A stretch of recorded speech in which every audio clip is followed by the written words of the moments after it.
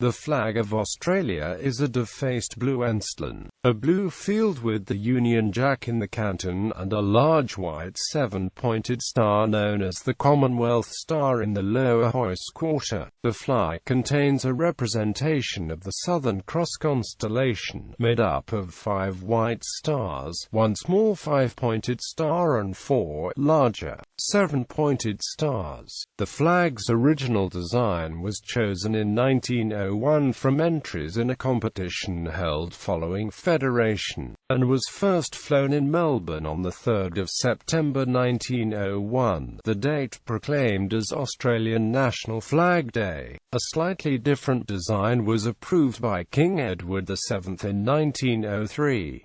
The 7-pointed Commonwealth Star version was introduced by a proclamation, dated 23 February 1908. The dimensions were formally gazetted in 1934, and in 1954 the flag became recognized by and legally defined in the Flags Act 1953 as the Australian national flag. There are other official flags representing Australia, its people and core functions of government. Devices. Constituent parts of the flag of Australia. The Australian flag uses 3 prominent symbols: the Union flag, the Commonwealth Star and the Southern Cross. In its original usage as the flag of United Kingdom of Great Britain and Ireland, the Union flag combined 3 heraldic crosses which represent the constituent countries of the United Kingdom: the red St George's Cross of England, the white diagonal St Andrew's Cross of Scotland, the red diagonal St Patrick's Cross of Ireland. The Union flag is thought to symbolize Australia's history as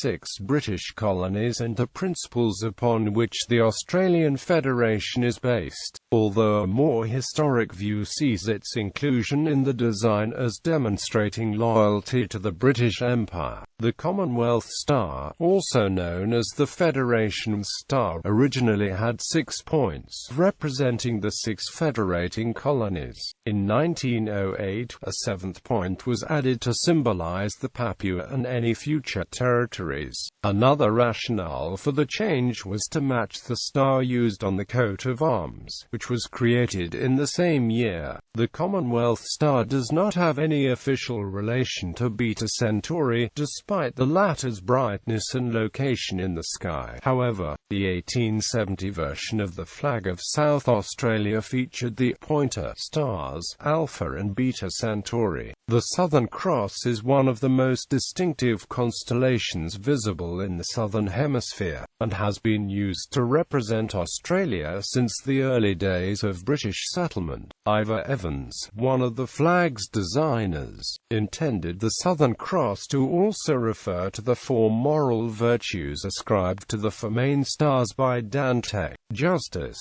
prudence, temperance and fortitude. The number of points on the stars of the Southern Cross on the modern Australian flag differs from the original competition-winning design, in which they ranged between 5 and 9 points each, representing the relative brightness in the night sky. The stars are named after the first 5 letters of the Greek alphabet, in decreasing order of brightness in the sky. In order to simplify manufacture, the British Admiralty standardized the 4 larger outer stars at 7 points each, leaving the smaller, more central star with 5 points.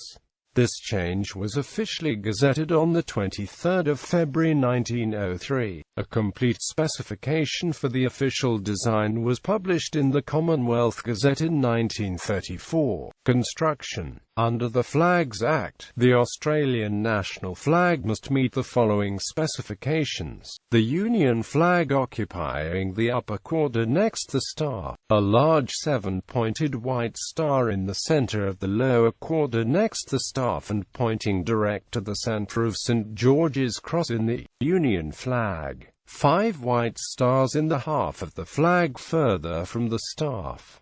The location of the stars is as follows: Commonwealth Star, 7-pointed star, centered in lower hoist. Alpha Crucis 7-pointed star, straight below center, fly 1/6 up from bottom edge. Beta Crucis 7-pointed star, 1/4 of the way left and 1/16 up from the center, fly. Gamma Crucis 7-pointed star, straight above center, fly 1/6 down from top edge. Delta Crucis 7-pointed star, 2/9 of the way right and 31/240 up from the center, fly. Epsilon Crucis 5-pointed star, 1/10 of the way right and 1/24 down from the center, fly. The outer diameter of the Commonwealth Star is 3/10 of the flag's width, while that of the stars in the Southern Cross is 1/7 of the flag's width, except for Epsilon, for which the fraction is 1/12. Each star's inner diameter is 4/9 of the outer diameter. The flag's width is the measurement of the hoist edge of the flag. Colors. The colors of the flag, although not specified by the Flags Act, have been given Pantone specifications by the Awards and Culture branch of the Department of the Prime Minister and Cabinet. The Australian Government's Style Manual for Authors, Editors and Printers also gives CMYK and RGB specifications for depicting the flag in print and on screen respectively. Although common RGB approximations of Pantone colors may make the flag appear more natural on screen, the officially specified RGB colors should be used. Protocol guidelines for flying the flag are laid out in the 1953 Flags Act and in a pamphlet entitled The Australian National Flag, which is published by the Australian Government on an infrequent basis.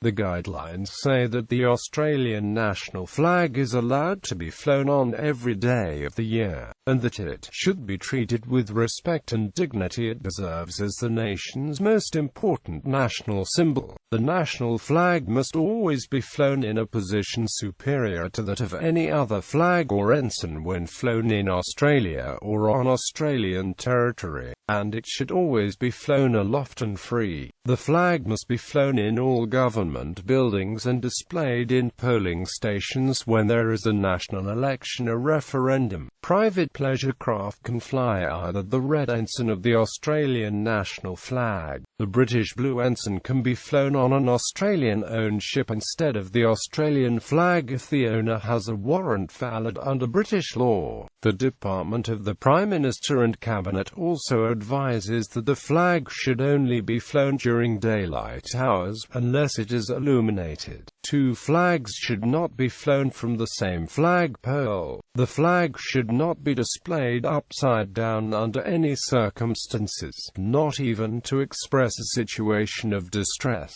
The flag is not to be placed or dropped on the ground, nor should it be used to cover an object in the lead-up to an unveiling ceremony, or to hide other material. Flags that have decayed or faded should not be displayed. According to a government publication, older decayed flags should be disposed of in private in a dignified way. A method given as an example is to cut the flag into small pieces before being placed in the waist. When the flag is flown at half-mast, it should be recognizably at half-mast, for example, a third of the way down from the top of the pole. The Australian flag should never be flown half-mast at night. Flags are flown at half-mast on government buildings, on the death of the sovereign, from the time of announcement of the death up to and including the funeral. On the day the accession of the new sovereign is proclaimed, it is customary to raise the flag to the top of the mast from 11 a.m. On the death of a member of the royal family.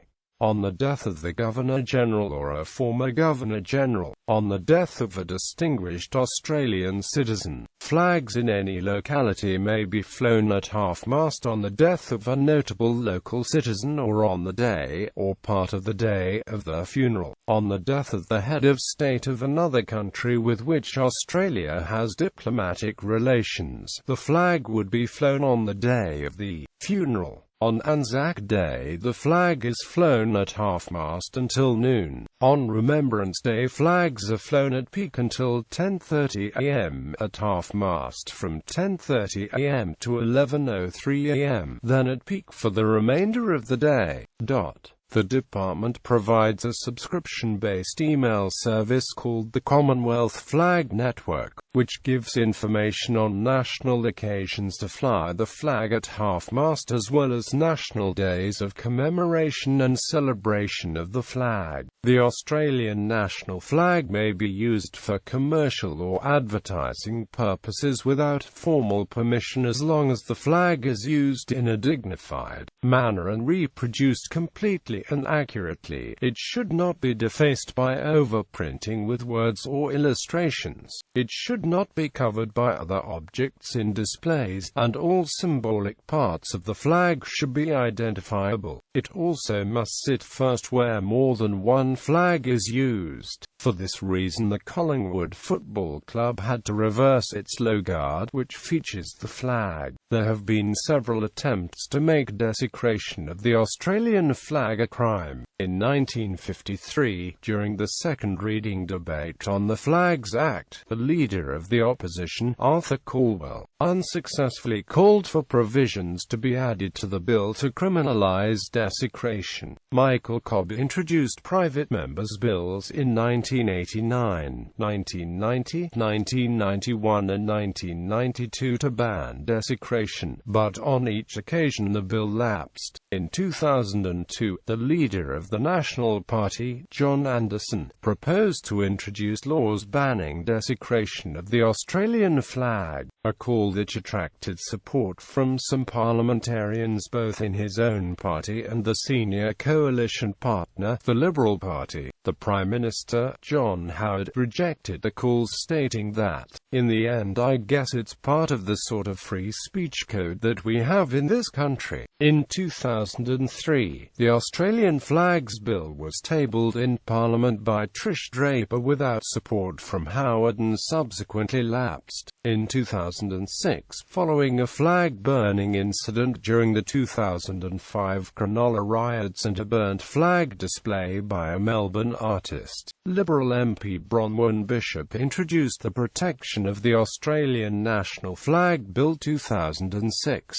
This bill sought to make it a criminal offence to willfully destroy or otherwise mutilate the flag in circumstances where a reasonable person would infer that the destruction or mutilation is intended publicly to express contempt or disrespect for the flag of the Australian nation. The bill received a second reading but subsequently lapsed and did not go to vote in the House of Representatives.